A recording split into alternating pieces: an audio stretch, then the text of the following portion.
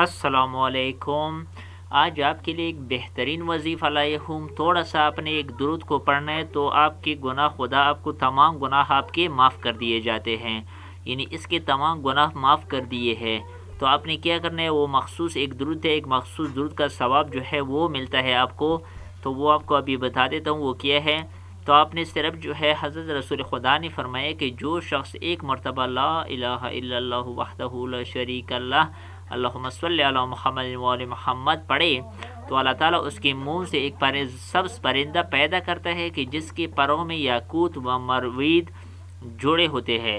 اس کی آواز شہد جیسی شیرین ہوتی ہے۔ اللہ کی طرف سے اس پرندے کو ٹھہرنے کا حکم ملتا ہے۔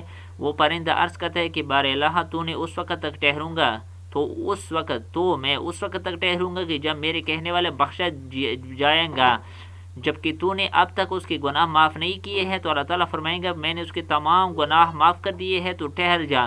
پھر اللہ تعالیٰ کی طرف سے اس پرندے کو 70 زبانیں ملتی ہیں جن سے وہ قیامت تک اس شخص کے لیے استغفار کرتا رہے گا، اور وہی پرندہ جنت میں جانے کے لیے اس کا رہنما ہوگا۔ یہ جامع الاخبار شیخ صدوق نے یہ اس میں بیان کیا ہے۔ تو اس درود کو خود بھی پڑھیے، دوسرے لوگوں کے ساتھ بھی شیئر کریے ثواب کے ساتھ، کہ دوسرے لوگ عمل کریں گے تو آپ کو بھی ثواب مل جائے گا۔ التماس دعا۔ Thank you for watching.